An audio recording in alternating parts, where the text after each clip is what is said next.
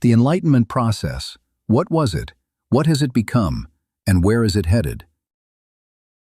Both the universe and the biosphere, the realm of living beings, and the world of humanity, which is capable of understanding abstract concepts, have a dual foundation that Hegel called transcendental dialectic.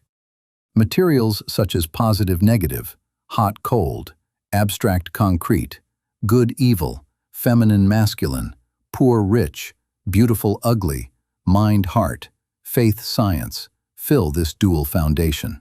This dual structure is also an indispensable reality of the structure of religions themselves.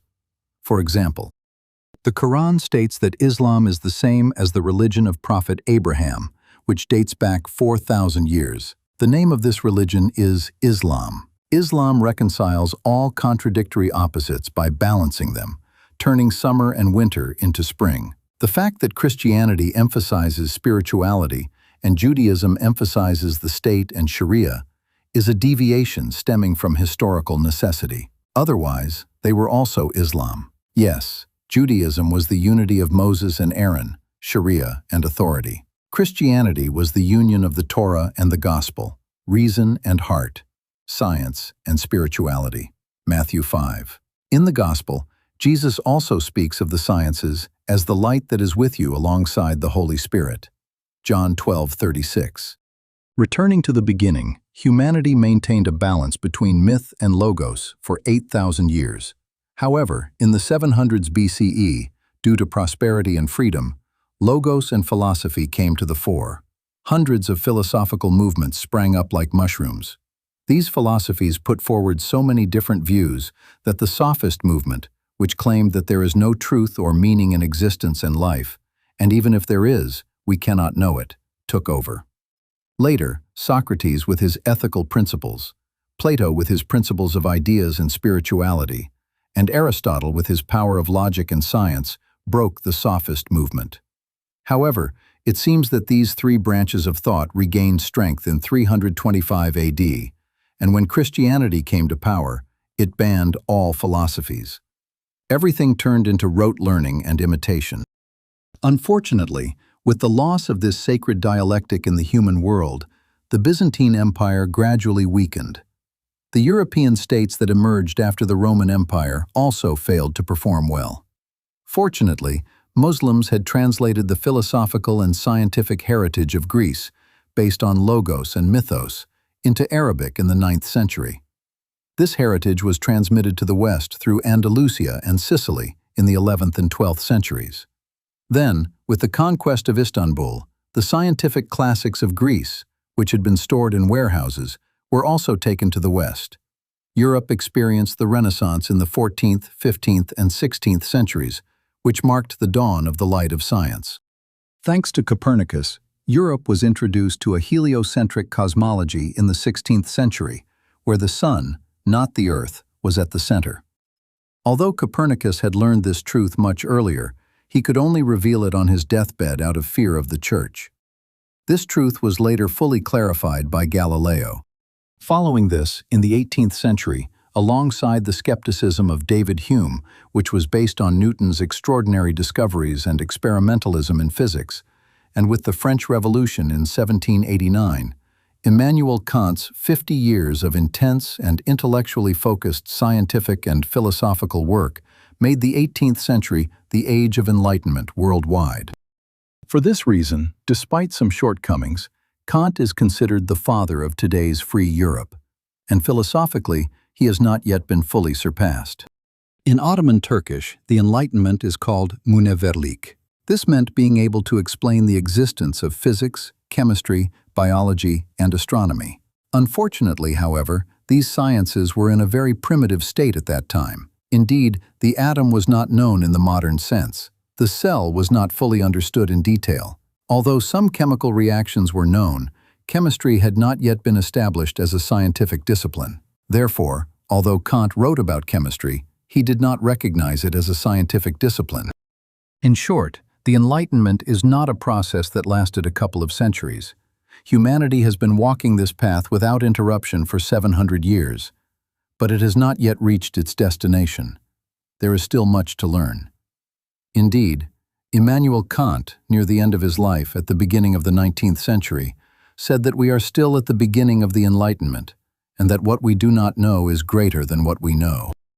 According to Kant, the Enlightenment is based on reason and science, and it means maturing and not looking to one's parents, religious leaders, or anyone else for guidance. It means relying on scientific and rational data rather than myths and superstitions. Yes, this was Kant's definition of the Enlightenment, but his main purpose was to silence the Bible, which consists of 66 chapters, and the churches that represent it. Indeed, this act of silencing and marginalization had begun much earlier.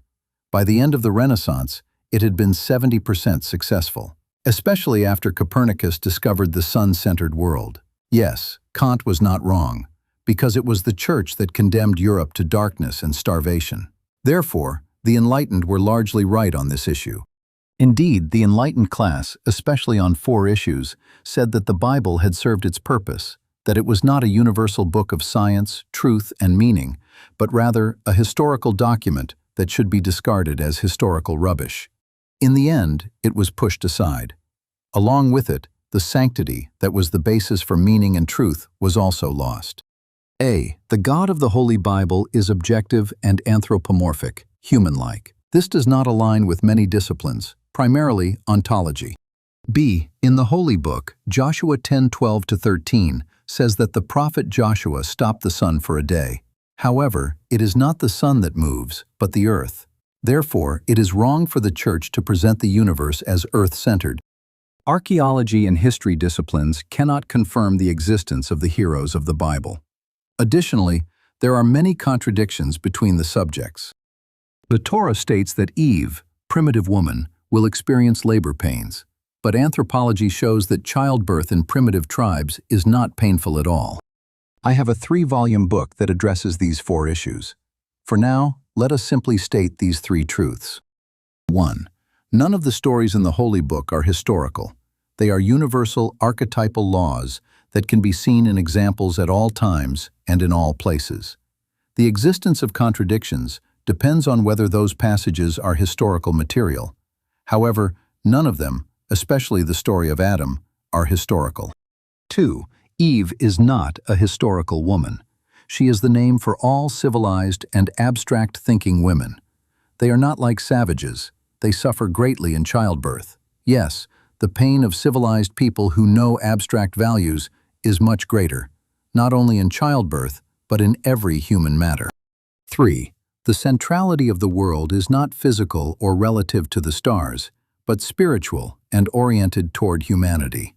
We will revisit these topics in detail when we discuss Kant's ideas. Yes, the Western world has been challenging the Holy Bible for 700 years, especially in the last 3 centuries. By accepting it as a historical and superstitious text, it has thrown religion, existence, and life into the dustbin of historicism. As a result, 90% of Western intellectuals, led by Marx and Engels, are materialists and nihilists who deny the existence of meaning and truth in existence and life. However, even though Immanuel Kant was agnostic about God, the soul, and the truth of existence, he accepted that humans, science, and reason necessarily accept truth, especially in matters of morality and aesthetics. Therefore, he is the father of free Western philosophy and has brought all other philosophers out from under his cloak. By merely criticizing his science and philosophy, we will have fulfilled the purpose of our heading on the Enlightenment. Let us immediately note that there are many details on this subject, and I expect my readers to discuss them patiently.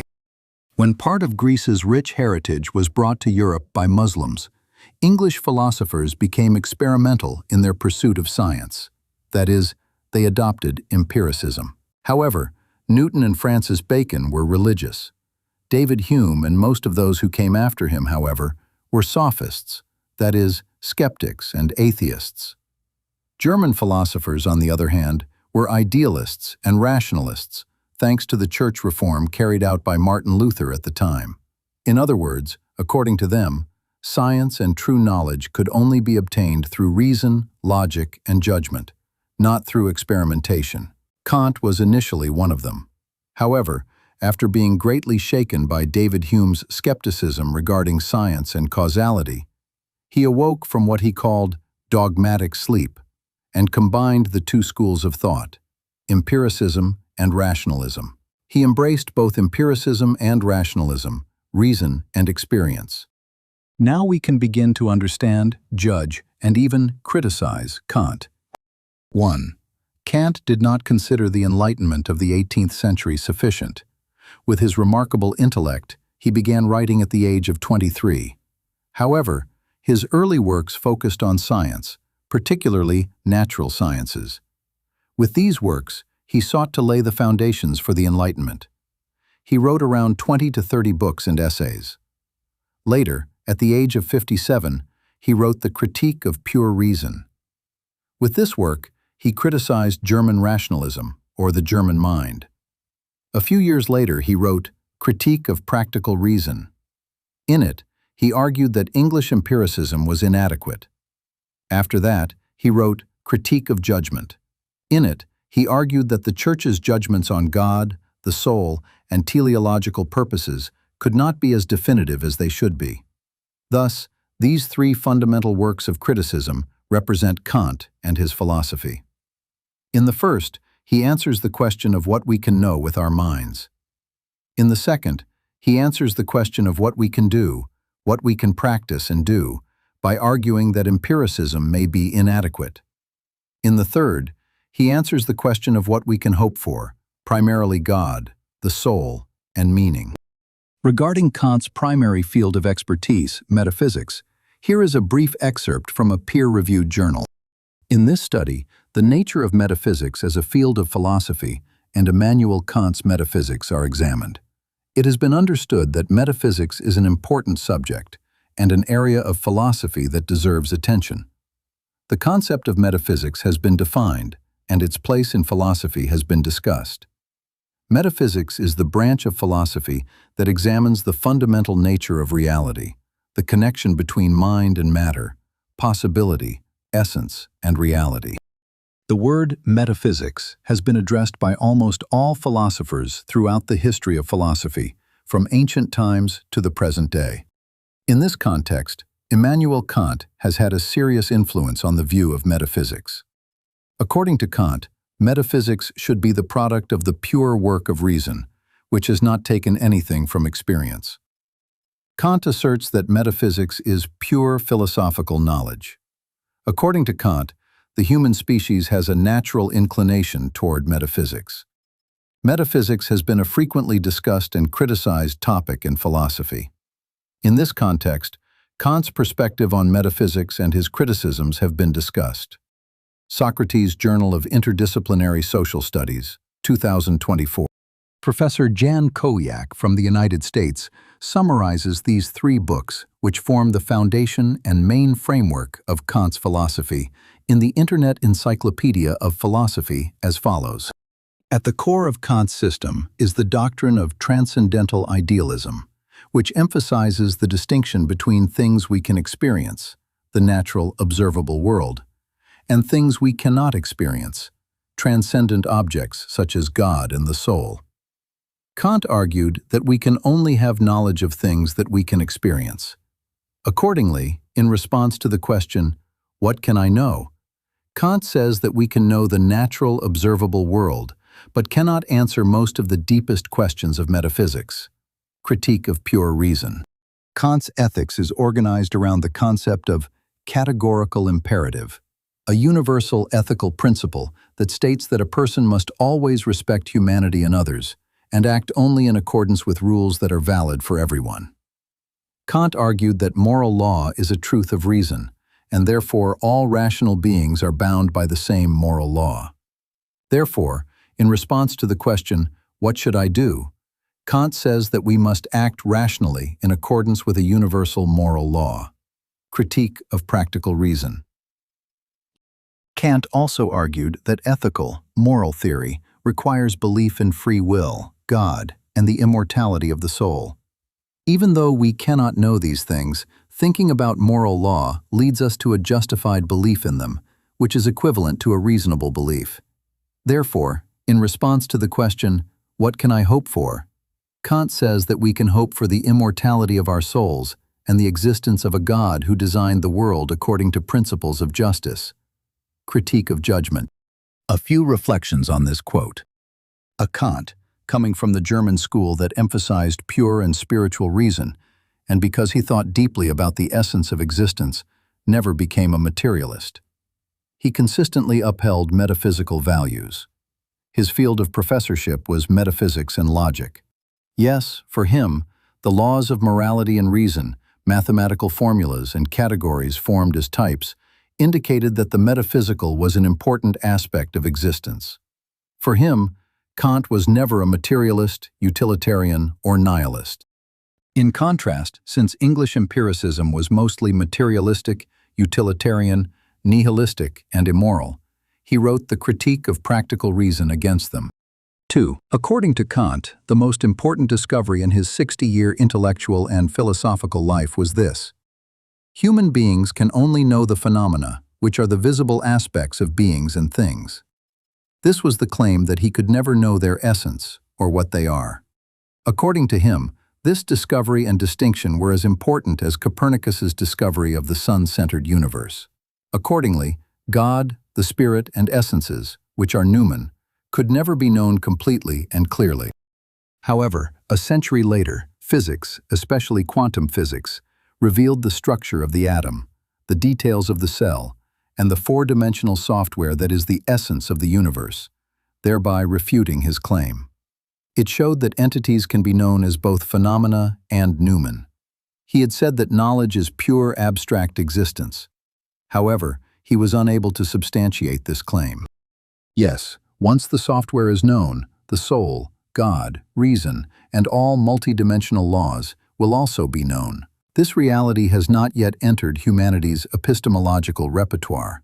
However, with time, it will enter through the power of integral mathematics. Humanity will be fully enlightened. Yes, since David Hume did not know four-dimensional software, he simply rejected the two-dimensional causality that was known at the time and led Kant astray from many metaphysical perceptions.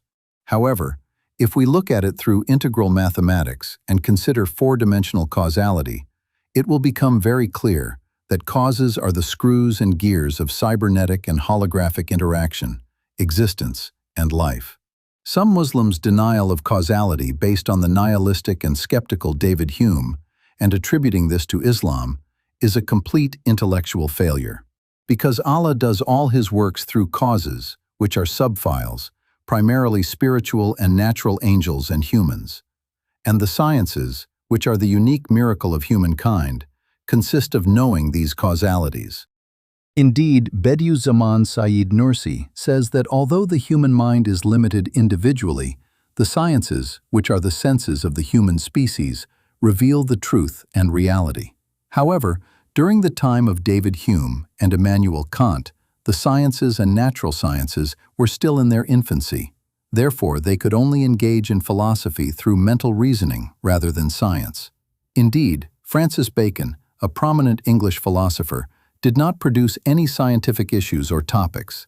He merely developed the methodology of science. 3. Kant, while acknowledging that humans are the most perfect beings, says that humans perceive objects through electricity, a simple sensation similar to how snakes perceive heat and bats perceive sound. He further states that in this perception, the human mind and intellect perceive existence through the lens of time and space, which are not actual realities, like glasses and gloves. However, time has shown that human perception, especially with the advancement of science in all fields, is not so primitive, but rather close to perfection at the highest level. The realities of time and space are not mere gloves and glasses, but the two fundamental properties of matter that transform into one another. 50 years after Kant, Einstein demonstrated this both physically and astronomically. Furthermore, Kant, taking reason, duty, and command as his basis, did not see the impulses and expectations of the masses, who do not possess abstract perception, and knew that the human mind occupies a central place in perception, thus pushing the noumen of existence completely outside of perception and knowledge, which led him to a flawed perception that excludes universal dialectics. 4. As a result of both Aristotelian philosophy and the Church's theistic understanding of God, God in the universe, spirit and body, essence and identity, noumen and phenomenon in Kant's terms, were considered separate in German idealism. However, Spinoza had written a century earlier that these were one and the same, intertwined. But this perception of unity and intertwining was considered a great crime in Germany. Indeed, the science and technology of the day were still in their infancy and did not support such a perception. Therefore, those who made such claims were not accepted as scientists and were expelled from universities. However, as humanity progressed in ontology, as the unity of the abstract and the concrete was understood, as traces of software appeared everywhere and in every field, and as artificial intelligence began to mimic the four-dimensional software of the universe, it became clear that such an understanding of unity was more scientific. And it seems that true enlightenment can only come about in this way. Since such a unity was not evident in Kant, we can no longer refer to his philosophy and scientific level as enlightenment. Moreover, Hegel's highly detailed and multidimensional thesis on the nature of the soul, which came after Kant, is an expression of this four-dimensional deep software without fully understanding its true nature. It is the perception of existence, life, and history as living and spiritual. 5. Dozens of people have made comment videos about Kant's life, works, and philosophy. Among these, the most successful is my brother, Revan Kabaka's video. We won't go into all the details, but it is necessary to explain the four antinomies he quotes from the Critique of Pure Reason, because Kant failed to explain them, and my brother Revan fully agrees with him. He portrays him as a completely unbelieving person. As is well known, Kant accepted two ways of acquiring knowledge: a priori and a posteriori. A priori knowledge refers to knowledge that is known beforehand and completely through the necessary perception of the mind. A posteriori knowledge, on the other hand, refers to knowledge that can only be known through experience rather than through reason. Kant refers to this as synthetic a priori. It is unfortunate that without this synthetic a priori truth, he would have been overwhelmed by doubts like David Hume and become a nihilist. However, humanism, which is synonymous with humanity, and moral social laws saved him from this absolute quagmire. Indeed, there is no possibility of certain knowledge, either a priori or a posteriori, regarding the four antinomies in question. Therefore, these four things contain their own contradictory possibilities within themselves. Therefore, his assertion that God, the soul, and life may have no meaning in existence distanced him considerably from reality. For a philosophy based on meaninglessness and nothingness can never be enlightenment. We now begin to explore these four antinomies. We will show how wrong Kant was according to today's ontology and epistemology. A reason shows that the universe is infinite, but since it also contains its own opposite possibility, it also shows that it is finite. Accordingly, we say that the universe is neither infinite nor finite. We only say that it is as big as we cannot know. Yes, at that time, Kant could only come to that conclusion. However, recent advances in physics suggest that the universe must be infinite, because existence is a law, and laws are infinite. B. Kant, can matter be divided infinitely, or can it be divided into particles of a certain size, such as atoms or monads? Reason suggests both possibilities, he said. However, science tells us that energy in the universe is infinite. Matter is the concrete form of this energy, and that matter is transformed back into this infinite energy without any particles. Einstein discovered the formula E equals mc squared, stating that energy is equal to mass multiplied by the speed of light squared. Yes, in Kant's time, neither atoms nor the divisibility of atoms, nor the nature, types, and infinity of energy were known in the modern sense.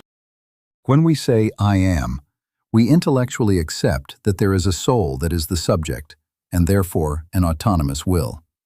However, since we cannot intuitively experience them, there is a possibility that they are not a substance, essence, but an accident, attribute. In other words, they may not really exist. This is the third antinomy. However, brain science and neuropsychiatry today clearly show us that when humans say I, They are referring to a concrete file that is a substance, essence, first in the brain, then in the body, and finally in the subconscious. Some mystical people can sense the image of this essence. So, if the reality of software had been known in Kant's time, and if he had adhered to his own rule of both reason and experience, he would have accepted this conscious spirit called I as a scientific reality rather than an antinomy, since it already possessed the spiritual attribute of freedom to a significant extent. I say, to a significant extent because, according to Kant, the laws of nature greatly limit human will. Furthermore, alongside this reality of software and abstraction, contrary to 20th century epistemology, he would have presented software not as two-dimensional, virtual, but as a four-dimensional spirit actively operating throughout the entire universe, especially in the living realm. Because Kant is probably the most intelligent man who ever lived. If he had known about software, he could have fully understood both phenomena and noumena and included them in his repertoire of knowledge. Kant again declared, reason necessarily accepts a transcendent God who is not of the same nature as the universe and is considered the primary cause of the universe. But this is also an antinomy, as it carries within itself the possibility of its own contradiction. Indeed, God may not exist, because these qualities are beyond the limits of human reason and science. This was said, and it is still said today about religions. But both the natural sciences and the discipline of ontology prove to us that existence, in its abstract and concrete forms, is infinite, consisting of infinite energy, software, and the process of evolution, which are intertwined and equal to each other, and that God is not a limited category somewhere out there.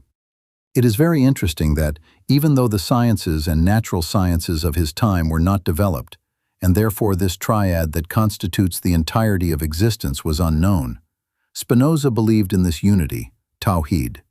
He said that infinite nature is God himself. However, since this belief was considered the greatest sin in German idealism at the time, Kant did not even consider it possible. An important reminder.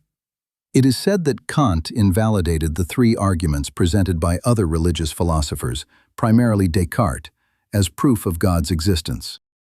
The ontological argument. The cosmological argument. The design argument. I have not read Kant firsthand. However, as far as I understand, his commentators misrepresent the first argument. They say that if humans can imagine a perfect God, then such a being exists because we imagine it. This is like saying that if X is F, then F is true. This is a tautology. Therefore, Kant is right to reject this argument. However, as I understand it, this should not be an ontological argument, but a psychological argument. For example, just as human appetite and stomach indicate the existence of delicious and useful food outside, human helplessness and orphanhood indicate the existence of an eternal foundation and an owner, both naturally, psychologically, and ontologically. The second argument is the cosmological argument. It is as follows. The universe had equal conditions for existence and non-existence. Therefore, there must be a necessary cause that brought it into existence. This argument was a method used by all philosophers throughout the Middle Ages. However, as the sciences developed, we saw that the universe is self-sufficient and contains its own causes. Therefore, Kant is correct in his second refutation. The third argument is a matter of design. This is the idea that God created the universe and the human world by designing them from a distance and outside the universe. This argument has only been used in the last 300 years, especially in our age when political religiosity, particularly missionary work, has developed greatly. Kant is entirely correct in rejecting this argument. For a being that requires design, which is a human characteristic, cannot be God. 6. A brief evaluation of energy, software, and evolution, which form the three pillars of existence, starting with infinity. From this brief evaluation, you will understand that those who do not know these four truths cannot be enlightened, and that the 18th century, the age of Kant and his contemporaries, was not a fully enlightened age. This is because, according to the understanding of Muslim philosophers, particularly Ibn Sina, who derived their ideas from Aristotle, the concept of necessary existence, vacibul vukud, for God is not the same as that understood by Said Nursi and other theologians. Muslim philosophers understood that concept as form, shurat, that is, software. They saw the creator of the software itself, and the written text as one. They said that the scholar, knowledge, and the known are one. They said that there is no existence other than God's existence. Said Nursi and other theologians, however, see the universe as an independent existence. They know God as being in the heavens, that is, beyond time. This is incompatible with the sciences, especially the discipline of ontology. In Islamic philosophy, abstract and concrete concepts are clear. However, theologians such as Said Nursi, especially Ash'ari and Ghazali, say that everything, especially causality, is spiritual, that is, abstract. According to them, even energy, force, is a reflection of abstract power, and its nature is unclear. However, since the universe, especially the living realm, is cybernetic, that is, ismi adl, concretized infinite balance, causality and other factors are inherent in it and in all its subfiles. Yes, existence and life develop from within, and nothing external is visible. Therefore, since Said Nursi has such ontological weaknesses and accepts that all causes are severed at their roots and that the universe is influenced from outside, his books no longer appeal to the university, which is the cradle of knowledge and causality. Our people are becoming agnostic and atheist, or they are giving up on everything and becoming vagabonds. 2. In our enlightened age, it has become completely clear that existence has three pillars. A. Infinite energy, with its myriad forms, but all ultimately one. B. An infinite software that gives form and spirit to that energy, transforming it into objects, atoms, cells, and things. C. The truth of evolution, which imparts an eternal tendency toward development to those infinite objects, making them perfect. Religion has called this trinity power, knowledge, and will, 7,000 years ago. These three are one truth. Energy also contains software, and the other two contain energy. If we separate them, knowledge, that is, software, or the essence of form and shape, is the essence of Allah. The Quran refers to this act of giving form and shape as creation. Power, or infinite energy, is His power. This power is also His essence. The process of evolution, which means perfection, is His will and desire. This is also His essence. Indeed, there is a sacred hadith that says, "Do not curse time, process, for time, process, is mine."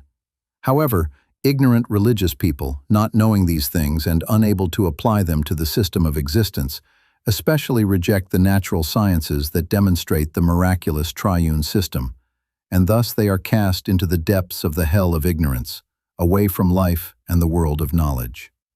Today, it is no longer very clear who is a person of truth and who is a charlatan. Yes, despite all scientific and technical advancements, humanity cannot be considered enlightened as of today.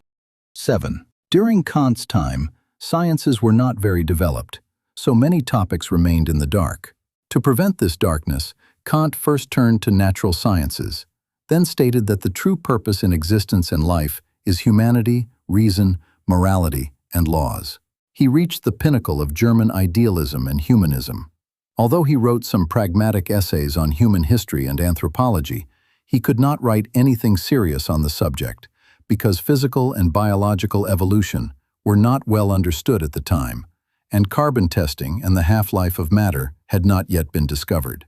Despite his significant knowledge of geology, he could not write anything substantial on the subject. Yes, as an idealist and humanist, he to some extent excluded dialectics, which is an important value and driving force even in existence and God. However, duality and dialectics are the most fundamental attributes of existence and life. Religion refers to this dialectic in God as His two hands. Both hands are right, it says. Yes, because God is infinite, there is no evil or left in His system. Marx fully accepts this dialectic, but because he materializes existence and life, The dialectical power and process are still stillborn, as we see in the communist world. Additionally, Kant, unable to see impulse and imbalance alongside reason and morality, and thus unable to accept social evolution through war and trial alongside peace, law, and aesthetics, reached the pinnacle of idealism and humanism. Friedrich Nietzsche, who also broke away from God, meaning, and truth, first corrupted his mind, and then died at relatively young ages. However, if Immanuel Kant had known the reality of software and, consequently, the essential nature and noumena of beings, he would not have accused religions and myths, which contain profound knowledge, of superstition and reactionary thinking. In addition to these 7 points, I am quoting 7 more points from Professor Jan Kowiak's Internet Encyclopedia of Philosophy to fully understand Immanuel Kant. I expect the reader to compare the explanations given so far with those that will follow in point 15. 8. Philosophy of mathematics. The distinction between analytic and synthetic judgments is necessary to understand Kant's theory of mathematics. Recall that an analytic judgment is a judgment whose truth depends solely on the relationship between the concepts used in the judgment. The truth of a synthetic judgment, on the other hand, requires that an object be given in sensibility and that the concepts used in the judgment be combined in the object. In this context, most of Kant's predecessors accepted mathematical truths as analytical truths. Kant, however, argued that mathematical knowledge is synthetic. It may seem surprising that one's knowledge of mathematical truths depends on an object being given in sensibility, since we certainly do not arrive at mathematical knowledge through empirical means. However, remember that a judgment can be both synthetic and a priori. Like the necessary structures of experience, mathematics is, according to Kant, synthetic a priori. To emphasize this point, Kant takes the proposition 7 plus 5 equals 12. Of course, this proposition is a priori. I can know its truth without conducting experimental experiments to see what happens when I place 7 things next to 5 other things. More importantly, 7 plus 5 equals 12 must be a priori because it is a necessary truth, and empirical judgments, according to Kant, are always merely contingent. However, it is also not analytical because the concept of 12, the union of 7 and 5, is not in any way preconceived in my thinking of city, and no matter how long I analyze this possible total concept, I will still not find 12. B15. 9. Natural sciences. Kant demonstrated active interest in the natural sciences throughout his career, alongside his work in pure theoretical philosophy. Most of his significant scientific contributions were in the physical sciences, not only physics, but also geology and cosmology. In his work Critique of Judgment, 1790, he also presented a lengthy discussion on the philosophical foundation of the study of biological entities. In general, Kant believed that a body of knowledge could only be considered a true science if it allowed for mathematical description and an a priori principle that could be presented a priori in intuition. 4:471. For this reason, Kant was pessimistic about the possibility of experimental psychology becoming a true science. Kant even believed that chemistry can be nothing other than a systematic art or experimental doctrine, but can never be a true science. 4:471. 10. Moral theory. Kant's moral theory is shaped around the idea that acting morally is the same as acting rationally. By being a rational agent, that is, having practical reason, which is self-interested and goal-oriented, a person is obligated to obey the moral law commanded by practical reason. Otherwise, they would be acting irrationally. Because Kant emphasizes the duty that comes with being a rational agent aware of the moral law, his theory is considered a form of deontology, from the Greek deon, meaning duty or obligation. Kant's practical philosophy, like his theoretical philosophy, is a priori, formal, and universal. Moral law is derived from the structure, form, of practical reason in a non-empirical manner. And since all rational agents share the same practical reason, moral law binds and obliges everyone equally. What, then, is this moral law that binds all rational agents universally and a priori? The moral law is determined by what Kant calls the categorical imperative. This is the general principle that requires a person to show respect for humanity in themselves and others, not to make exceptions for themselves when considering how to act, and in general, to act only in accordance with rules that everyone can and must follow. Although Kant claims that the moral law is equally binding on all rational agents, he also claims that the binding nature of the moral law is self-imposed. We impose the moral law on ourselves autonomously. Since Kant believes that the type of autonomy in question here is only possible under the assumption of a transcendentally free basis for moral choice, the constraint that the moral law imposes on an agent is not merely consistent with the freedom of the will, but requires it. Thus, one of the most important aspects of Kant's project is to show that it is justified to assume that our morally significant choices are grounded in transcendent freedom.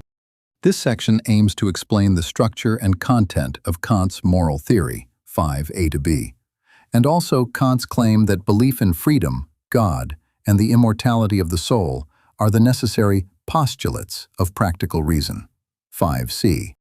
Goodwill and the primary duty. Kant sets forth the grounds for his moral theory in The Groundwork of the Metaphysics of Morals, 1785, Critique of Practical Reason, 1788, and The Metaphysics of Morals, 1797. The arguments in the Foundations are his best known and most influential, so the following will focus primarily on them. Kant begins his argument with the premise that a moral theory must be based on an explanation of what is unconditionally good. If something is only conditionally good, that is, its goodness depends on something else, then that other thing is either itself only conditionally good, in which case its goodness depends on something else, or it is unconditionally good. Therefore, all goodness must ultimately depend on something that is unconditionally good. There are many things that we generally consider to be good, but are not actually unconditionally good. Useful resources, such as money or power, are generally good, but since these things can be used for bad purposes, their goodness depends on the purpose for which they are used. Character strength is generally a good thing, but if someone uses their strong character to successfully carry out evil plans, then that strong character is not good. According to Kant, even happiness is not unconditionally good. Although all people universally desire to be happy, if someone is happy but does not deserve it, for example, if their happiness comes from taking it away from the elderly, then being happy is not good for that person. Happiness is only good if it is deserved. Kant argues that there is only one thing that can be considered unconditionally good: goodwill. A person possesses goodwill to the extent that their intentions are based on a conscious respect for moral law, that is, the rules of what a rational agent ought to do, that is, their duty. The value of goodwill lies in the principles on which intentions are based, not in the consequences of the actions they lead to. This is true even if goodwill never leads to desired results. Even if this will were completely incapable of achieving its purpose, it would still shine like a jewel, a thing that possesses all its value in itself. 4:393. This is consistent with Kant's emphasis on the unconditional goodness of good intentions. If a will were evaluated in terms of its consequences, the goodness of the will would depend on those consequences. That is, it would be contingent on them. In this respect, Kant's duty-based philosophy is diametrically opposed to consequentialist ethical theories, which base moral evaluations on the consequences of actions rather than the intentions behind them. 11. Human history and the age of Enlightenment.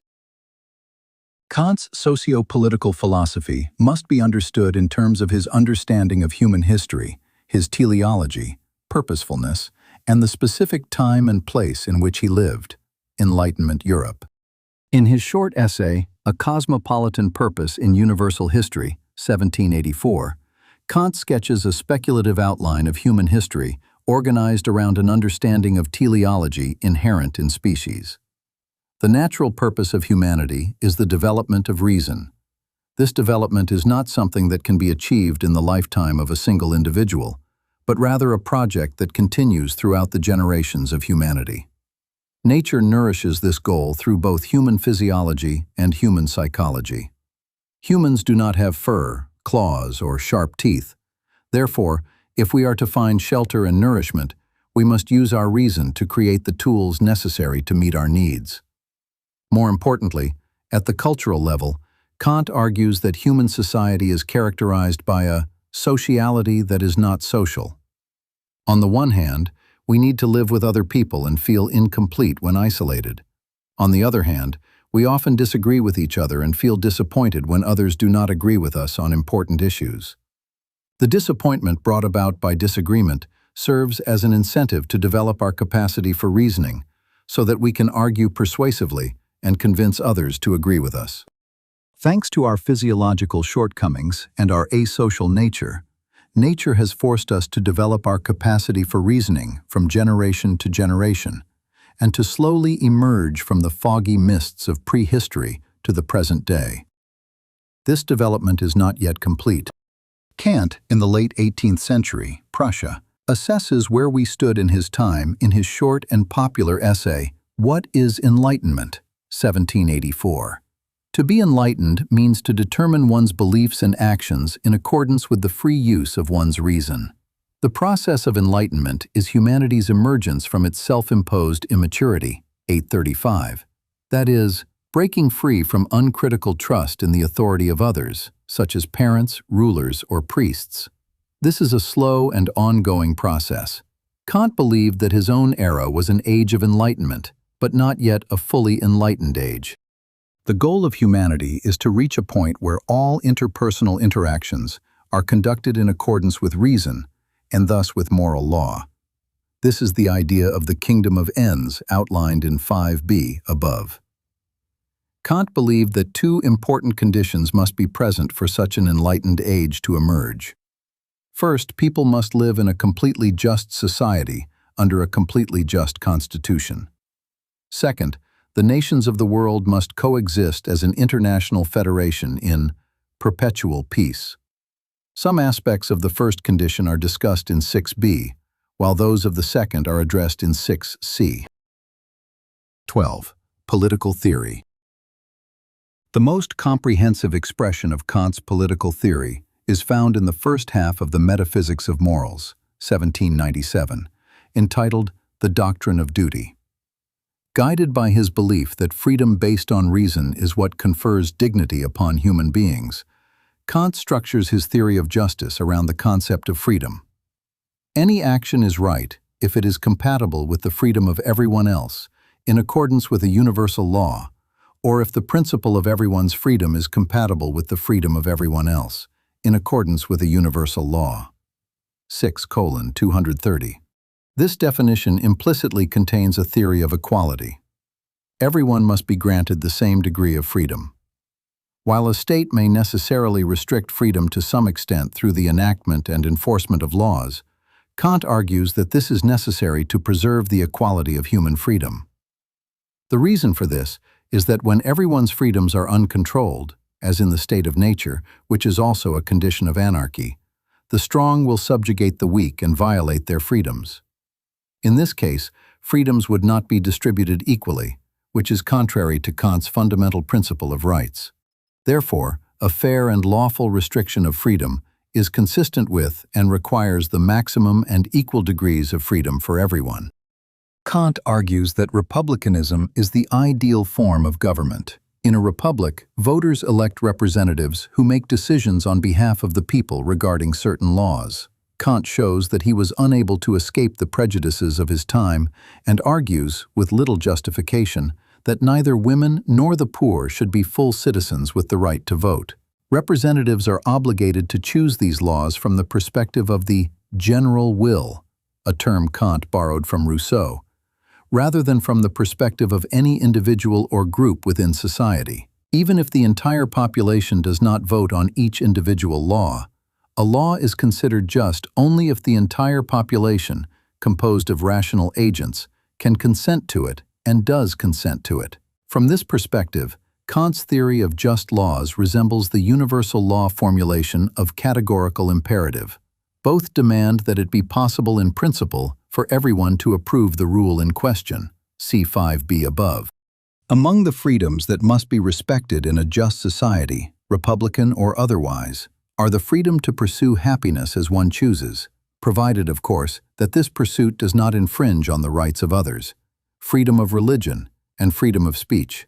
The latter two are particularly important to Kant, who linked them to humanity's ongoing enlightenment in What is Enlightenment? He argues that legalizing religious doctrine is a crime against human nature, 839, because doing so means denying people the free use of reason, which is what makes them human. Similarly, restrictions on what Kant calls the public use of reason are contrary to the most fundamental teleology of the human species, namely, the development of reason. Kant himself felt the pain of the violation of these rights when the government of Friedrich Wilhelm II, the successor to Frederick the Great, prohibited Kant from publishing anything further on religious matters. 13. Perpetual peace. Kant elaborates on the cosmopolitan theory first proposed in Idea for a Universal History from a Cosmopolitan Perspective in his work Perpetual Peace, 1795. The basic idea is that world peace can only be achieved when international relations reflect the relationships between individuals in a just society in certain respects. Just as people cannot be bought and sold as objects, states cannot be bought and sold as if they were mere property. Just as individuals are obliged to respect the free will of others, no state may forcibly interfere with the constitution and government of another state. 8:346. And, in general, just as individuals must organize themselves into just societies, states, which are considered individuals, must organize themselves into a global federation, a union of nations. 8:354. Of course, wars will be inevitable until a state of permanent peace is achieved. However, even in times of war, certain laws must be respected. For example, hostilities must never be so intense as to undermine the possibility of a future peace treaty. Kant argued that republicanism is particularly conducive to peace, and that lasting peace requires all states to be republics, because the people will only consent to war if they are willing to bear the economic burdens it entails. And such a price is only paid when there is a truly serious threat. If only the ruler's will is sufficient to enter into war, there is much less deterrence against war. Since the ruler will not have to bear the entire burden of war, the price will be shared among the subjects. According to Kant, war is the result of an imbalance or instability in international relations.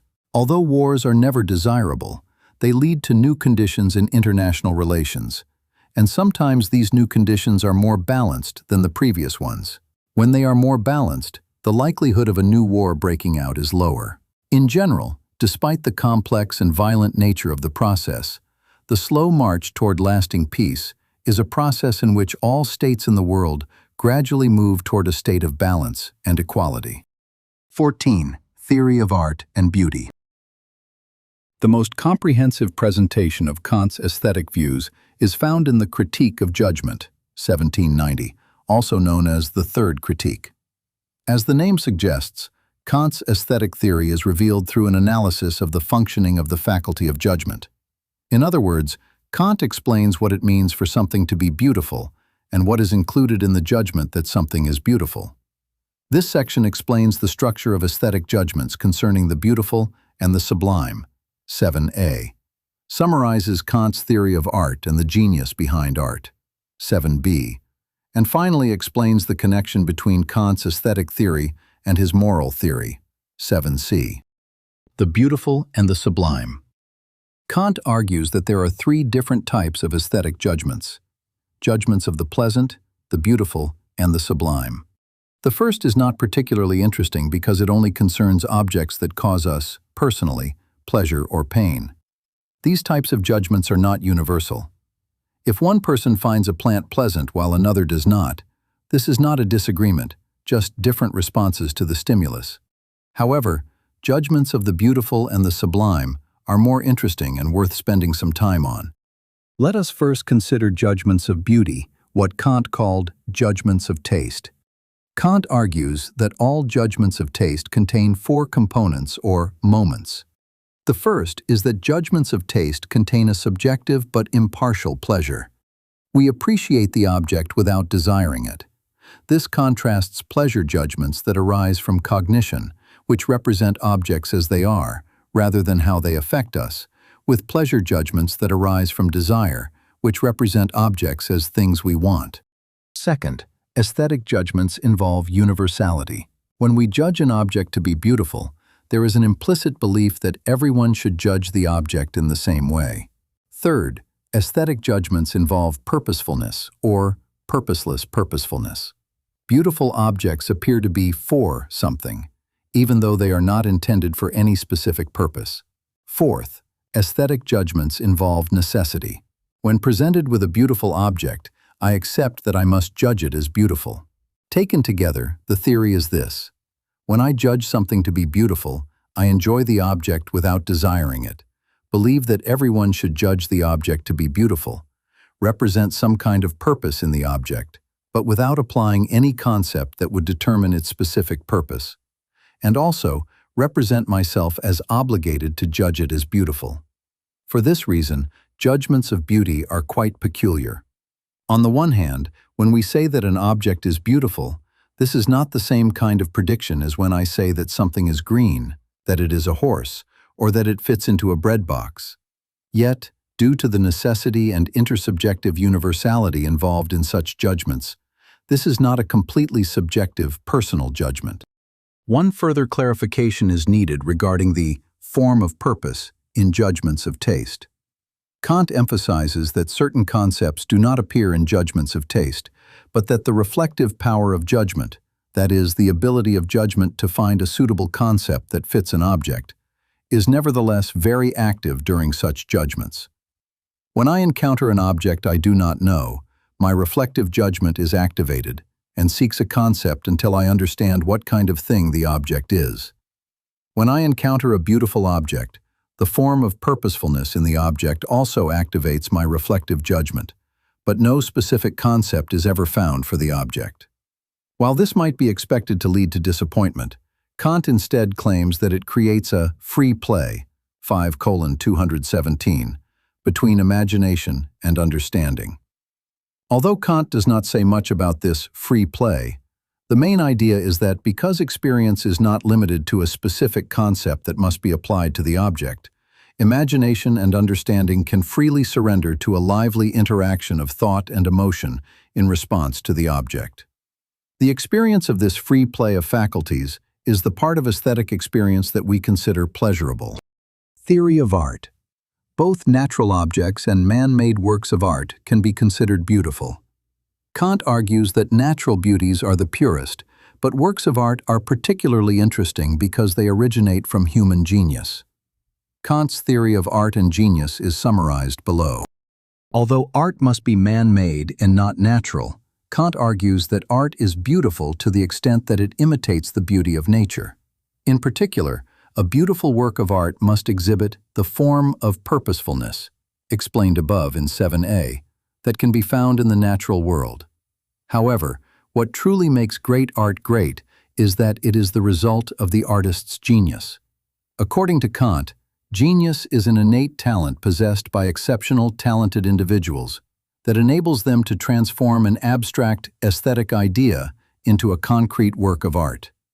Aesthetic ideas are the counterparts of intellectual ideas. Here, intellectual ideas are concepts for which no rational intuition is sufficient, while aesthetic ideas are representations of the imagination for which no concept is sufficient. This is consistent with Kant's claim that beauty cannot be conceptualized definitively. When a genius succeeds in expressing an aesthetic idea in a beautiful work of art, the work will encourage the free play of the abilities described above. 7.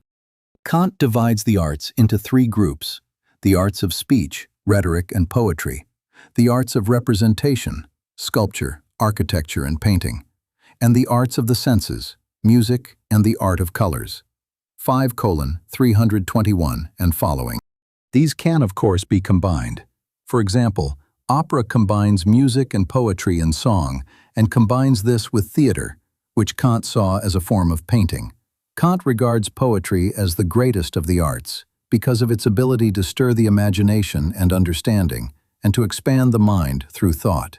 When evaluated in terms of the mind's charm and movement, 5:328, music is the most successful, as it evokes the effect and feeling of human speech without being constrained by the specific concepts of actual words.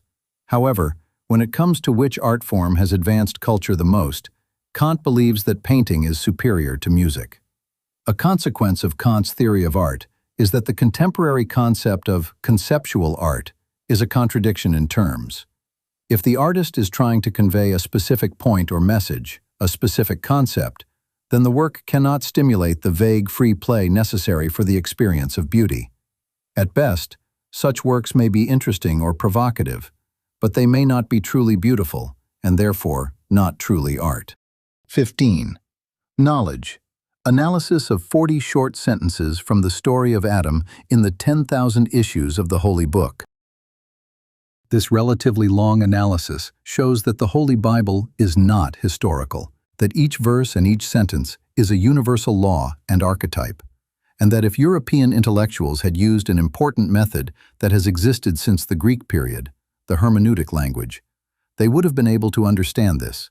But by not using this method, they have committed a great injustice, and it demonstrates and documents that Europe will only be able to reach the level of this sacred book in 1,000 years from now. As follows. The Truth of Adam and Eve. 27 years ago, I wrote and published a book proving that the Torah is a miraculous text and not a copy of other sources. I have demonstrated in 6 volumes, both before and after that date, that the Quran is also a miraculous text and is pure revelation in our hands. However, to see this perspective, it is necessary to know that the narratives in the Holy Scriptures, as shown in the sample article at Rabot, are not historical individual information, but rather universal, sociological, and ontological information. When these texts are examined from this perspective, it will be seen that they are not copies. Rather, every word contains many laws and extraordinary information. The slight differences in some of the details are due to the slight differences between the periods and societies to which these timeless stories refer. If you ask why I insist on explaining such topics, which can only be understood after mastering language, literature, symbolism, and many scientific disciplines, especially sociology and anthropology, and why I am disrupting the status quo of the current understanding of faith, I would respond as follows. Today, the health of religious life, the integration of scientific data within religious communities, the understanding of universal sacred values that make humans human, the prevention of the endless waste of energy in the battle between science and religion, the inevitable progress of humanity, the establishment of world peace, and many other similar situations depend on the correct understanding of these issues. Yes, both the religious and the irreligious of this century are mired in ignorance and darkness. They cannot face reality and science, because when humanity became materialistic in this century, it lost the meaning of abstract language and symbolism. It has become like a soulless, speechless funeral. Yet the cost of correctly understanding these texts and giving humanity a new spirit is very low. Here is an example in this article. You will see that it will enlighten many hearts, many families and schools, and even some branches of science. For example, Adam represents the spiritual, cultural, religious, and divine dimension of humanity. Women are also part of humanity in this sense. They are equal in faith and law. However, women, in other words, represent the body, nature, and matter. Therefore, we can say that within the general existence of humanity, matter and nature are like crooked and fatty bones. This means that matter cannot be absent. However, humanity is not merely the stomach and matter. Those who think in such a materialistic way become passive, fragile, and submissive like matter. They are doomed to be broken and defeated like ribs. Yes, every woman is Adam in her soul, personality, faith, and spirituality. Every man is Eve in his matter, body, and fertility, a fragile rib. O all women and men, if you do not want to remain as hard, rigid, and fat matter, become human beings. Live the truths of Allah's names, each of which symbolizes a branch of science, which are nothing but sublime values. Rise to the level of Allah's legitimate and honorable servants on earth with the total knowledge and skills of humanity. It is clear that the spiritual development of humanity, which is a spiritual and abstract reality, is not sufficient on its own. It needs a helper to accompany it and share its loneliness. That helper is matter. This truth is expressed in the verse, "So he took from his rib, the dimension he had left incomplete, and formed a woman." Genesis 3:21. Thus, the rib issue is a symbolic expression. It is an ontological lesson comparing matter and meaning. It has no biological meaning whatsoever. Because the Torah, in the first chapter of Genesis, after describing the biological creation of humanity, male and female, mentions the creation of Eve from Adam's rib in the second chapter to explain the spiritual and sociological creation of humanity. And alongside this rich spiritual aspect of man, the material, biological aspect expressed by Eve has been given such a wonderful structure through divine art and wisdom that it has become a kind of embodied humanity, a spirit, and a masculine personality, as the Torah says. Eve was created from Adam's, humanity's flesh, material aspect, and bone, spiritual aspect, so she will be called Nisa, a being with human characteristics. The point that catches our attention here is this. Although Eve, who represents the material and physical aspect of man, was not created from the spine, which represents meaning and spirit, she was still created from bone. In symbolic science, bone represents meaning and spirit, while flesh represents material structure. This means that humans are not ordinary animals in terms of spirit and soul, nor can they live like ordinary animals in terms of matter and society. Thus, the establishment of thousands of states, social institutions, and civilizations, industrialization, and the achievement of an aesthetic standard of living are a truth that Allah expects from humanity. The 10 fundamental characteristics of the Adam-Eve reality, which is the expression of all humanity. 1. For this reason, man will leave his mother and father and cling to his wife, and they will become one flesh. Genesis 2:25. That is, the environment that raises man and abstract knowledge, especially faith, are very important. One of these is expressed by the concept of mother. The other is expressed through the concept of the father. However, what is even more important is that humans experience the dialectic of matter and spirit, and of woman and man, and live them together as one body within the principle of unity and oneness. 2. Adam and his wife were both naked. They felt no shame. Genesis 2:26. That is, they had not yet encountered evil, therefore they were not aware of their own shortcomings. Indeed, we can observe this immaturity in primitive humans and children. Additionally, matter, meaning, religion, and the state are all naked and incomplete without being tested by evil and misfortune. 3. And the serpent, evil Satan, first attacked Eve, matter. Eat from the tree in the middle of the garden, and your eyes will be opened. Then you will be like God, knowing good and evil. Genesis 3:1-5. Look, there are 5 basic pieces of information in this summary passage. A. The problem of evil, represented by the serpent. B. Sexuality and abstract thought, whose result is the establishment of the family. The tree is the center of the Garden of Eden. An explanation of the nature of the tree. God made every tree that is pleasant to the eyes and good for food, and the tree of life in the middle of the garden, biosphere, to give life to those who walk in it, humanity, and the tree of knowledge of good and evil, abstract thought, to give knowledge to those who walk in it, humanity. Genesis 2:9. Yes, abstract thought and reason multiply human abilities, especially sexuality, 100-fold. Sexuality itself elevates human reason and life to the level of art. It transforms the ordinary animal that is man into a being capable of abstract perception, like God and the angels. All of this, however, is inherently sinful. Its redemption is only through Jesus, that is, living at the level of religion and faith, Genesis 3:22. C. In this way, the eyes of humans are opened. They learn to distinguish between good and evil, or in other words, abstract thinking. D. To be like God means to understand abstract values, to know good and evil, and be able to choose between them, and as a result, to establish a new world with free will, starting with the family and the state. E. Evil, the serpent, first attacks Eve, the material structure. She is wounded and feeds it to Adam, the spiritual structure, because matter is feminine, passive, and more easily influenced by evil. In ancient cultures, the serpent is the symbolic name for all evil. In the modern age, it is the microbe. For example, in the 20th word, in the interpretation of the verse, Satan did not prostrate himself before Adam.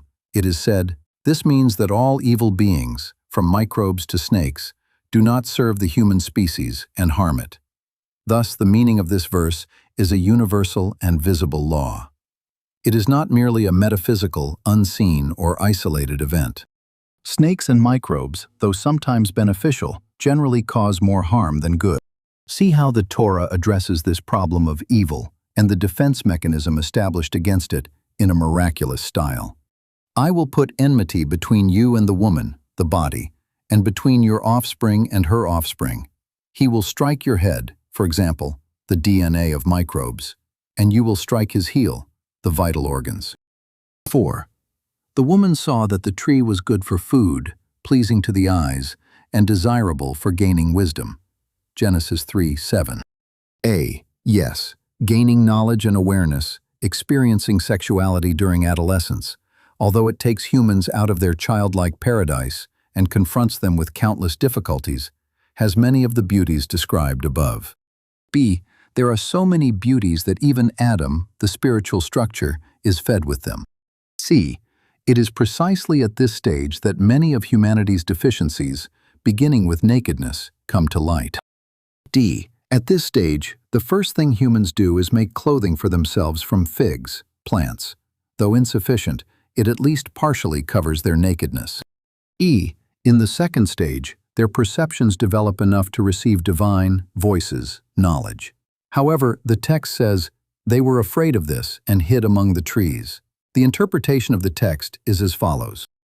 In the cool of the day, in a peaceful environment, they heard the voice of the Lord, the Creator, in the garden, the realm of life, which is a paradise. However, because they hid themselves in the forest of consciousness, they could not fully comprehend the message, for they were naked. Yes, because the primitives were lacking in many ways, they could not fully comprehend the divine message and knowledge. 5.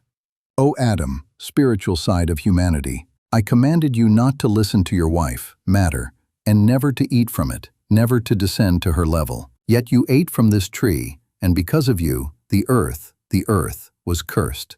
Genesis 3:17. Here is a miraculous verse describing the development of humanity up to the present day.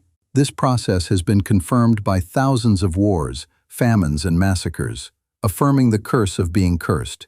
We see the destruction caused by the poison that industrialization, the final stage of humanity, has unleashed upon the earth and the environment, as the most striking example of this curse.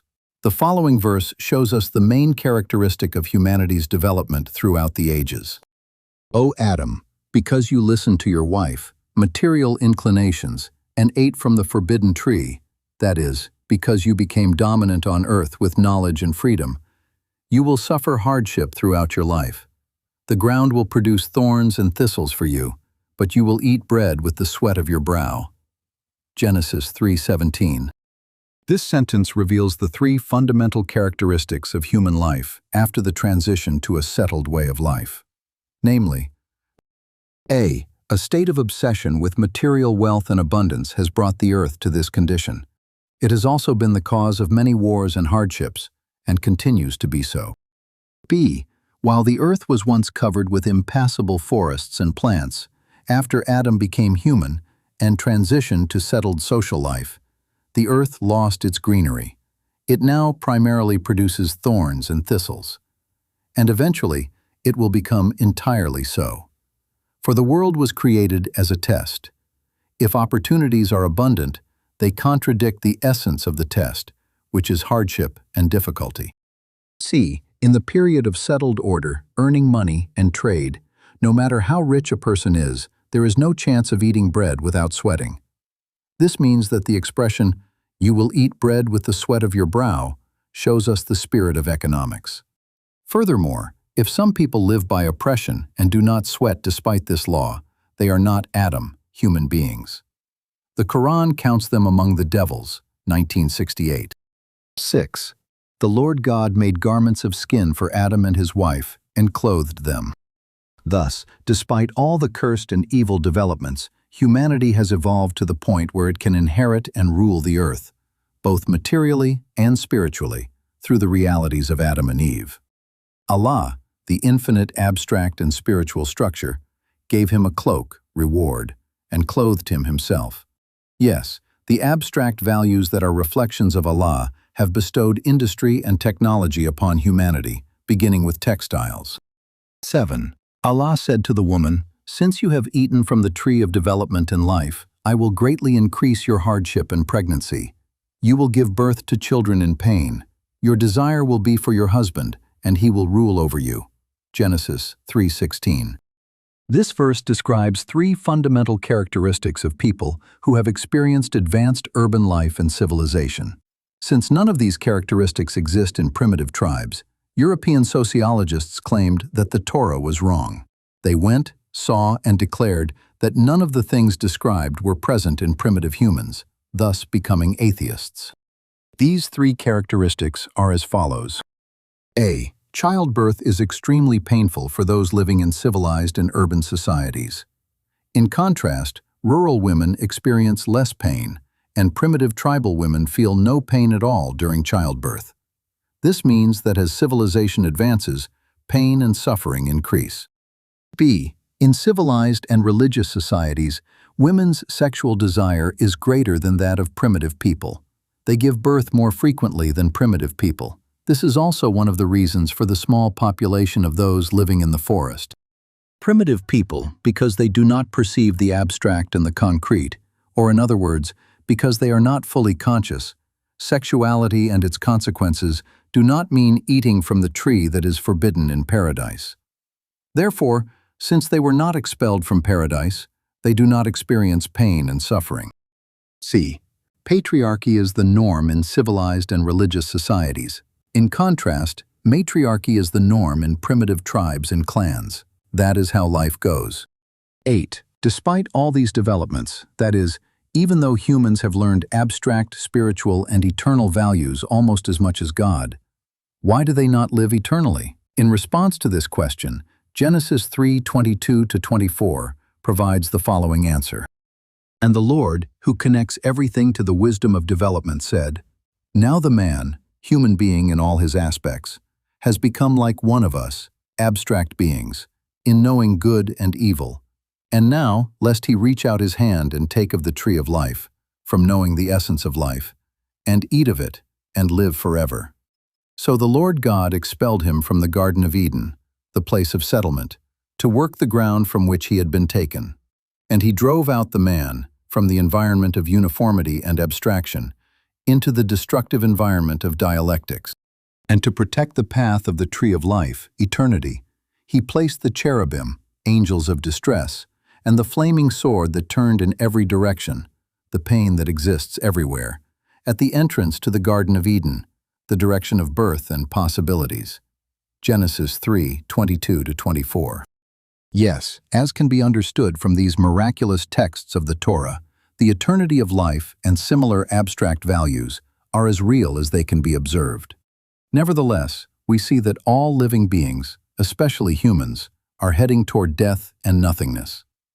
This means that the real purpose of this worldly life is not to remain here eternally, because this is the land of development and trial, which is called rububiyet. This necessitates a certain degree of obscurity and the existence of death and misfortune. And human beings will never understand the nature of life. If they did, they would open the door to eternity in this world. Yes, by eating from the tree of sexuality, which is forbidden to humans for a certain period such as childhood, They become eternal to a certain degree as generations. 9.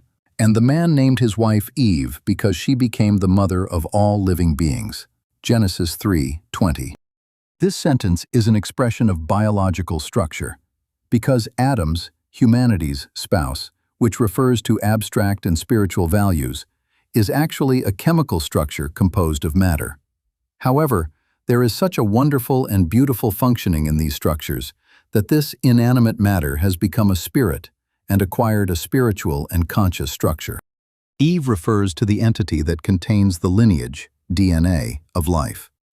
The root of the word is not HYY, but HWY. However, since this characteristic carries DNA, which is the mother of all living things, the word Hava also means living. Here the word does not refer only to the female part of humans, but to the female biological structure of all living species, which is why the text says, mother of all living things, instead of mother of all humans. The translator, unaware of this universal meaning, translated the phrase mother of all living beings as mother of all living beings. This is because if he had used mother of all living beings, he would not have captured the imaginary meaning in his mind. However, since the Arabic language does not allow for such an abbreviation, the Arabic translation correctly renders it as mother of all living beings. It is very interesting that the part of human DNA that relates to the body consists of 22 chromosomes. That is, 23 of the 46 chromosomes come from the mother and 23 from the father. These correspond to the physiological structure of the body. The other 2 chromosomes pertain to abstract perception. Thus, the 22 chromosomes associated with Eve correspond to the numerical value of the word Eve in the Abjad system, which is also 22. 10. The marriage of Adam and Eve was performed in the presence of Allah, Gabriel, and the angels, according to a tradition repeated in Arab and Jewish sources. Yes, uniting meaning and matter to elevate existence to a more perfect level can only be achieved through infinite abstract consciousness and will, Allah, infinite and error-free reliable communication, Gabriel, and the many different functions and characteristics expressed by the angels. When this infinite and effective union did not occur, Adam and Eve wandered aimlessly in the desert. Then they came together at Arafat, the mountain of knowledge and wisdom. Eve was buried in Jeddah, Adam in Mecca. Jeddah, both as a word and as a city, symbolizes development and progress. Mecca, on the other hand, is the city of spirituality and social consciousness.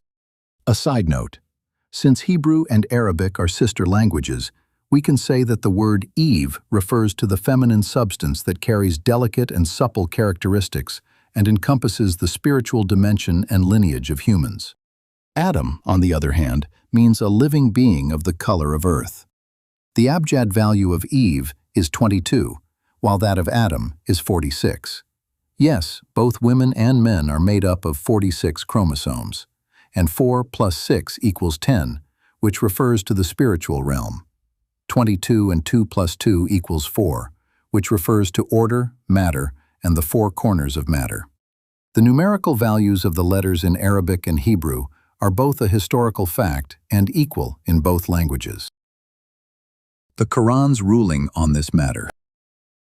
The universe, in its material aspect, is feminine and passive.